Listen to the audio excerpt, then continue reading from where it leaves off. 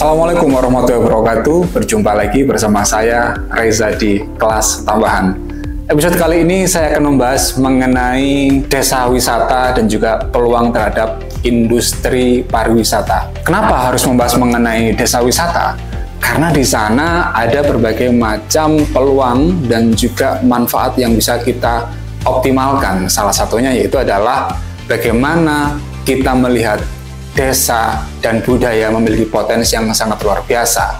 Jadi secara keseluruhan tidak hanya membahas mengenai angka bagaimana pariwisata itu bisa berjalan, tetapi dalam hal ini kita akan membahas mengenai bagaimana pariwisata itu bisa bertahan. Oke, tanpa berlama-lama kita akan saksikan video bersama dengan pemateri.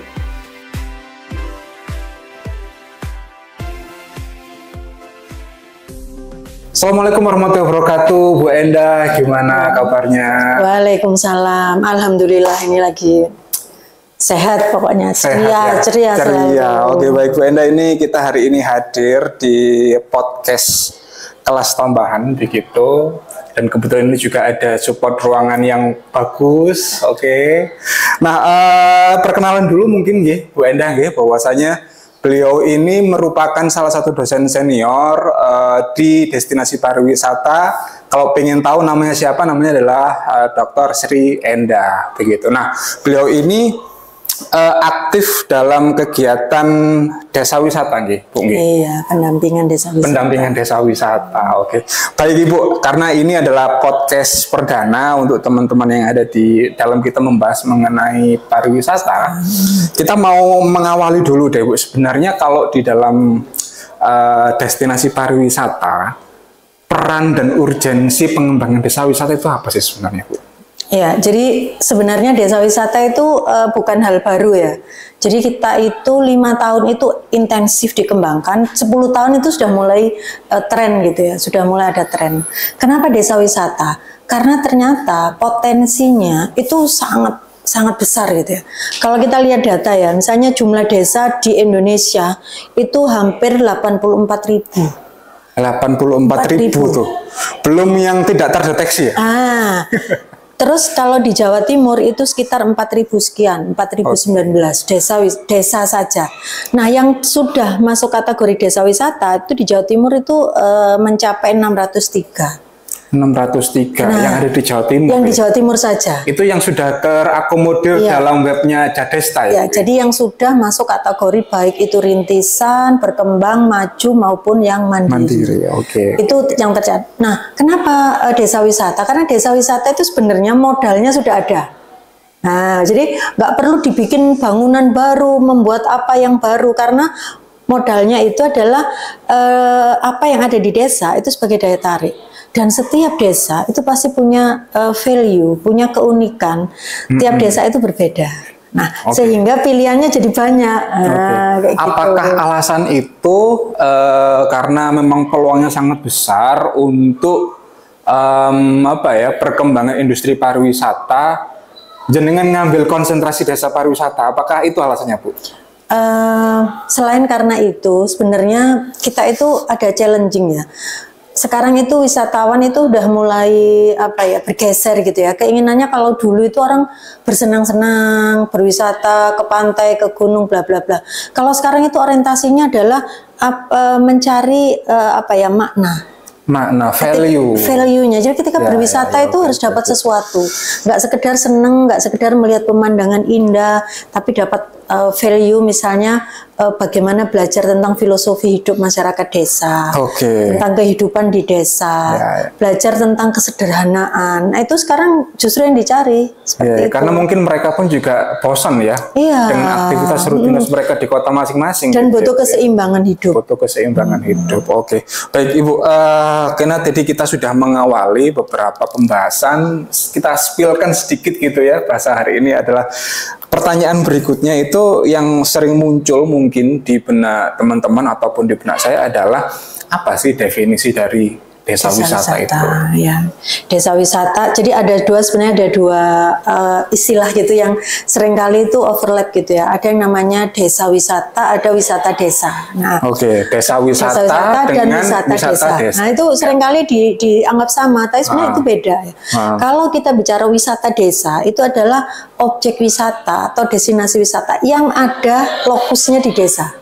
Jadi dia bisa hanya kolam renang aja, itu bisa disebut wisata desa. Wisata desa. Tapi kalau yang namanya desa wisata, itu adalah pariwisata yang daya tariknya itu adalah kawasan desa dengan seisinya. Jadi nggak hanya satu poin ya, tapi misalnya kehidupan masyarakat, pertaniannya, makanannya, budayanya, pokoknya semua keramahan desa itu yang jadi daya tarik. Jadi ini perlu kita highlight lagi teman-teman, bahwasanya jangan sampai salah kaprah begitu antara desa wisata dengan wisata desa. Karena kalau kita main ke desa kemudian lihat sawah, lihat kerbau, lihat anak-anak layangan, itu adalah wisata desa. Desa wisata. Tapi kalau kebetulan tempat wisata yang ada lokasinya ada di desa, nah itu disebut wisata. Itu kemarin kalau nggak salah beberapa tahun yang lalu kita sempat ya main ke Lamongan ya Bu ya. Betul. Ke Lamongan ya. Di Sumber apa tuh? Ada beberapa tempat, ada 10 desa yang waktu itu kita kerjasama di kecamatan WBL itu, mulai WBL sampai sepanjang pesisir pantai itu kita dampingi 10 desa. 10 desa wisata yang ada di sana. 10 desa pendampingan ya. Betul. Untuk mengoptimalkan potensi yang ada di sana. Ya, sekaligus juga itu untuk mahasiswa belajar, ada mata kuliah manajemen desa wisata. Manajemen desa wisata. Jadi langsung praktek di sana bagaimana menemukan misalnya ya kalau kita ke desa wisata itu biasanya kita akan mapping dulu. Mapping potensi, permasalahan, mapping wilayah dan titik-titik di mana yang kira-kira nanti bisa diangkat gitu ya. Jadi produk wisatanya. Terus ini Bu, kira-kira kalau melihat, karena hari ini itu semuanya kemungkinannya sangat besar untuk terjadi gitu ya, berkaitan dengan masalah politik yang kemudian ngefeknya kemana-mana gitu kan, termasuk juga industri lokal, UMKM dan sebagainya. Kalau Ibu melihat bagaimana potret perkembangan industri pariwisata ke depan ketika kita mulai dari desa wisata itu seperti apa? Sebenarnya kalau kita itu mulai dari wilayah terkecil ya desa, itu kita akan menemukan betul-betul menemukan pariwisata yang berbasis masyarakat gitu. Pariwisata yang dibangun oleh masyarakat, dilakukan oleh masyarakat, dan nantinya juga akan berdampak pada masyarakat. Nah, kenapa itu penting gitu ya? Karena coba kalau kita lihat, misalnya ketika kita mengembangkan destinasi, sedangkan destinasi itu di situ misalnya ya ada hotel, hotelnya chain, kemudian ada restoran, ada tempat makan, yang itu juga misalnya tempat makannya milik dari misalnya investor dan seterusnya. Maka yang akan mendapatkan manfaat itu ya hanya segelintir orang gitu loh. Beda dengan desa wisata. Kalau desa wisata itu karena daya tariknya itu adalah masyarakat itu sendiri, otomatis mereka akan terlibat di dalam pariwisata, mulai daya tarik, mereka jadi pelaku, mereka jadi pengelola, sehingga semuanya mereka yang akan mendapatkan dampak. Karena itu kalau start dari situ, lalu kita kembangkan kawasan, itu akan menarik. Karena desa tadi ya, desa itu kan daya tariknya beda-beda. Itu nanti kita bisa integrasikan, misalnya nih desa pantai, mungkin suatu saat bisa bikin paket wisata integrated gitu, khusus pantai saja, dari pantai ke pantai, itu bagi yang pencinta pantai. Yang suka adventure misalnya bisa di pegunungan, di goa, bla bla bla, dan itu kita integrasikan beberapa desa, itu juga bisa bertema. Berarti mungkin dalam artian bahwasanya pentingnya ketika kita mengembangkan desa wisata sebagai bagian dari masa depan industri pariwisata, secara nggak langsung sebenarnya kita lebih merangkul dan melihat bagaimana kebudayaan itu harus tetap ada gitu ya Bu ya. Kemudian identitas masyarakatnya harus tetap ada. Itu yang jadi daya tarik justru. Perekonomian itu nanti akan mengikuti gitu ya Bu ya. Begitu kemudian budaya misalnya. Ketika kita ngangkat budaya, misalnya lah kuliner gitu sebagai bagian budaya. Ketika itu kita angkat dengan identitas itu desa, kuliner desa. Itu bisa jadi industri nantinya. Nah, karena itu kuliner desa yang memproduksi itu adalah masyarakat desa, maka yang akan dapat manfaat otomatis masyarakat desa. Dari sini kemudian perekonomian itu akan berkembang. Oke, karena ini contoh aja kali Bu ya, karena kalau dosen pariwisata kalau nggak jalan-jalan tuh bukan dosen pariwisata. Iya, gitu betul. Ya, harus paling nggak minimal 1 minggu 3 kali ya Bu ya, keluar kota. Betul, harus. Kemarin kebetulan saya ke daerah Trawas gitu ya. Di Trawas itu kan sekarang banyak tuh restoran-restoran yang basicnya adalah dari pawon deso. Iya. Gitu. Sampai jalannya tuh macet banget tuh Bu. Betul. Nah, apakah seperti itu masuk kategori dari pengembangan desa wisata yang menggabungkan berbagai elemen untuk saling berkolaborasi atau gimana? Sebenarnya kalau bentuk-bentuk seperti itu lebih ke individu ya. Kalau yang kita lihat itu banyak yang itu sebenarnya usaha-usaha yang kebetulan tadi itu berada di area desa dan itu sekarang lagi diminati. Lagi diminati. Kalau yang itu konsep kuliner desa wisata mungkin agak spesifik ya. Misalnya kita datang ke desa, misalnya nih di desa itu desa Pecel gitu. Kita mulai belajar misalnya ikut mempelajari misalnya sayur-mayurnya berasal dari mana. Oh, daun turi bunga turinya di sini. Lalu misalnya nanti kacang panjangnya di sini. Kita juga bisa mempelajari itu. Plus misalnya nanti kita bisa belajar misalnya bikin ini pecelnya, bumbu pecelnya misalnya, dan kemudian disajikan di situ dengan konsep yang memang deso gitu loh, nggak dibuat-buat, memang kehidupan masyarakatnya gitu ya? Itu memang seperti itu. Sama seperti kopi ya, kalau kita kadang kopi gitu banyak kafe-kafe udah menyediakan kopinya udah jadi, tapi kalau itu konsep desa wisata kita nggak menyediakan sudah jadi gitu, tapi kita misalnya bisa mengembangkan itu dalam bentuk agrowisata di mana wisatawan itu akan diajari mulai petik kopi, sangrai kopi, sampai kemudian olahannya seperti apa. Jadi lebih menarik gitu nanti paketnya. Mungkin bisa di highlights, ditunjukkan kepada para audiens yang nonton. Pernah nggak Bu Enda sendiri mendapatkan pengalaman yang challenging ketika berkunjung di dalam desa wisata, diberikan semuanya sumber dayanya gitu? Pernah nggak sumber daya gimana? Artinya sumber daya itu misalnya, ini ada legen, dikasih legen ini adalah produk ini Bu. Betul. Kayak gitu itu pernah nggak sih Bu? Pernah, misalnya kayak di Giliang. Jadi ada salah satu desa wisata di Pulau Giliang itu di sana kekayaannya itu legen ya memangnya. Jadi kalau kita ke sana itu langsung kita bisa ditunjukkan gitu ya, mulai ngambil sampai turun arennya, lalu turun ke bawah, lalu fresh gitu terus kita minum. Dan itu rasanya beda ya? Beda. Kok tahu ya saya? Beda. Jadi dia lebih manis, nggak ada asam-asamnya karena fresh gitu ya. Karena fresh. Nanti begitu sudah sejam lagi itu udah beda ada asam-asamnya. Nah, ini tadi teman-teman pertanyaannya adalah kenapa Pak Reza kok tahu atau saya kok tahu ya, karena ikut di dalam kegiatannya. Jadi kita sampai lihat caranya orang manjat, manjat ngambil itu arennya itu nggak semudah itu gitu. Jadi harus ditali, diikat gitu di pohon, terus dia mulai naik karena untuk pengaman ya, karena itu masih pakai sistem tradisional banget gitu ya. Naik terus baru turun. Dan pada saat turun tuh udah membawa itu tadi. Lalu kita itu Pak bisa diolah juga itu ternyata menjadi, kalau di sana itu namanya gula terebung. Gula terebung. Gula terebung itu gula ya, manis banget gitu. Nah, kemarin kita sempat juga kembangkan misalnya kalau gula terebung itu kan biasanya bentuknya itu masih jelek gitu ya, masih ala kadar. Masih cetakan kotak gitu ya. Ala kadar itu.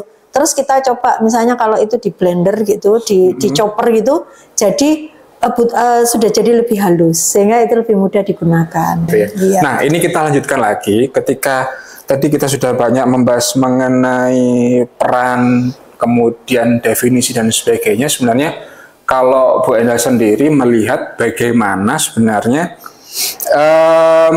peluang baik dalam perspektif ekonomi, lingkungan ataupun budaya itu nanti akan bisa mengikuti perkembangan dari industri pariwisata itu sendiri tanpa meninggalkan identitasnya gitu Bu. Gimana tuh? Sebenarnya sudah banyak contoh ya desa-desa wisata yang sukses.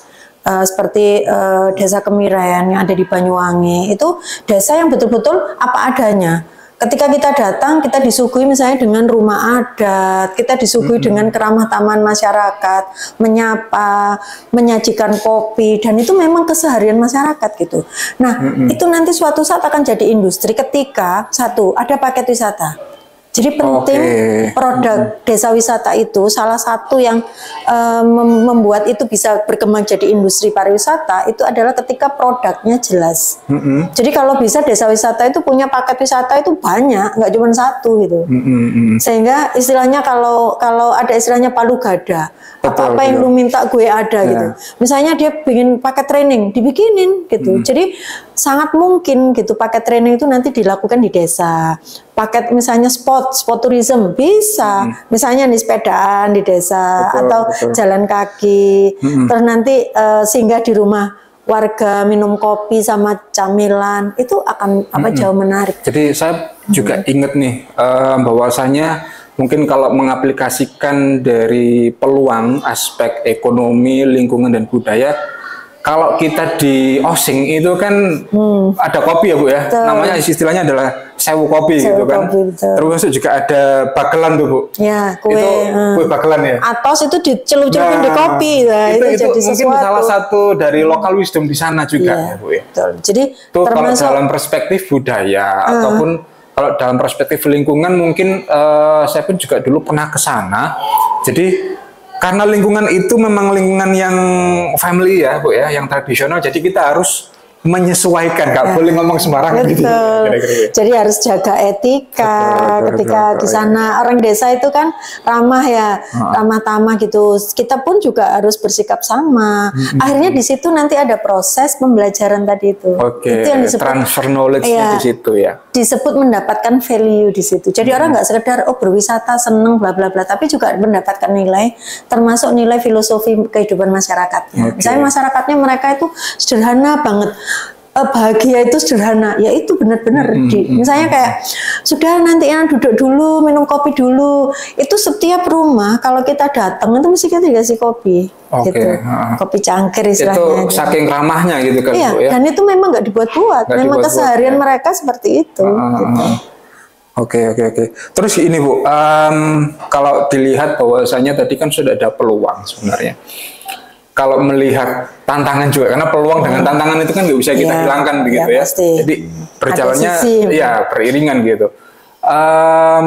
Tantangan dan kemudian strategi apa yang bisa dipakai untuk meminimalisir itu seperti apa Bu? Kalau tantangan itu banyak ya. Ingat kalau masyarakat desa itu kan memang masyarakat yang tidak dikondisikan memiliki hospitality gitu ya untuk wisatawan. Nah, hospitality itu harus dibangun. Mereka memang ramah, tapi untuk melayani wisatawan, misalnya mengetahui apa kebutuhannya, itu betul-betul yang harus kita latih. Nah, disinilah kemudian perguruan tinggi itu berperan. Dalam hal apa? Misalnya melakukan pelatihan, guiding, pelatihan hospitality atau pelayanan, mungkin juga greeting. Kadang misalnya greeting itu sebenarnya nggak harus semua sama. Kita bisa pakai greeting ala-ala desa dengan kearifan lokal. Sehingga tadi itu yang sebenarnya tantangan itu bisa diatasi juga dengan mengangkat juga kelokalan. Lalu kemudian tantangan yang lain SDM ya. Jadi SDM. Masyarakat di sana itu kan juga mungkin baru mengenal yang namanya budaya pariwisata. Bagaimana sih melayani, dia harus bagaimana, meskipun secara culture masyarakat kita itu kan ada punya gupuh, kemudian lungguh, lalu suguh. Itu sebenarnya budaya basic gitu ya. Di masyarakat kita itu kalau kedatangan tamu itu kita seneng gitu loh. Namanya istilahnya gupuh, itu artinya kita harus kita antusias gitu ya, harus menyambut gitu ya, terbuka dan seterusnya. Lalu lungguh itu maksudnya mempersilahkan. Kalau di industri pariwisata artinya lungguh itu fasilitas gitu ya. Jadi jangan sampai tamu-tamu kita itu nggak ada toiletnya atau toiletnya kotor atau misalnya gitu iya, dan kita nanti juga harus melihat kebutuhan wisata itu apa, parkir apa dan seterusnya. Kemudian aspek yang terakhir itu suku itu artinya kita menjamu. Nah di sini yang kemudian kuliner lokal itu muncul gitu, bahwa kita nggak usah menjamu dengan dengan makanan-makanan ala kota, karena kalau orang kota itu datang ke desa yang dicari itu adalah makanan khas di wilayah itu apa, sehingga nanti persoalan tadi tantangan itu bisa ditutupi dengan kelebihan-kelebihannya tadi itu. Oke, dengan kenaturalan gitu ya Bu ya. Betul, dan tantangan yang lain yang jelas di kelembagaan, di pengelola ya. Jadi di pengelola itu cukup menjadi problem. Hampir banyak sekali desa wisata itu kadang-kadang desa wisatanya udah bagus, tapi kemudian karena pengelolaannya tidak, jadi pengelola pun itu juga harus dilatih, harus diajari. Misalnya bagaimana menggunakan teknologi, bagaimana misalnya reservasi menggunakan sistem, bagaimana pembayaran itu yang cashless dan seterusnya. Itu juga bagian dari bagaimana pengelolaan desa wisata. Jadi meskipun tempatnya ada di desa, bukan berarti teknologinya ketinggalan gitu. Tetap juga harus ada teknologi termasuk di marketing. Ya marketingnya tetap harus sama, digital gitu, seperti itu. Berarti kuncinya memang ada di pelayanan itu tadi ya. Betul. Mungkin ini terakhir Bu, bahwasanya karena sekaligus ini ya, sekaligus mungkin solusi yang bisa diberikan, karena hari ini itu banyak yang baru, tapi juga banyak juga yang tutup. Gitu. Artinya kalau hari ini anak-anak itu namanya FOMO gitu ya, ikut-ikutan doang gitu. Nah, ada nggak tips ataupun kiat bagaimana cara untuk membuat ataupun membentuk desa wisata ini agar bisa survive dan berkelanjutan? Ya. Yang jelas memang harus dilakukan mapping ya. Mapping itu sangat penting karena mapping itu akan jadi dasar apa saja sih sebenarnya daya tarik yang dimiliki, apa saja tantangan yang dimiliki, apa saja problem yang dimiliki. Contoh misalnya, kalau desa itu katakan punya wisata alam, kadang orang sudah puas dengan ya sudah alamnya indah, ada gunungnya banyak, bla bla bla. Tapi itu nggak cukup. Karena kalau daya tarik itu hanya berupa pemandangan, berupa keindahan, itu nilainya apa ya? Paling sejam orang menikmati dan cepat bosan juga. Dan cepat bosan dan nggak bisa, orang paling nggak akan berulang gitu loh. Nah, alangkah bagusnya kalau di desa wisata itu nanti itu begitu di mapping kita bisa menentukan aktivitasnya apa.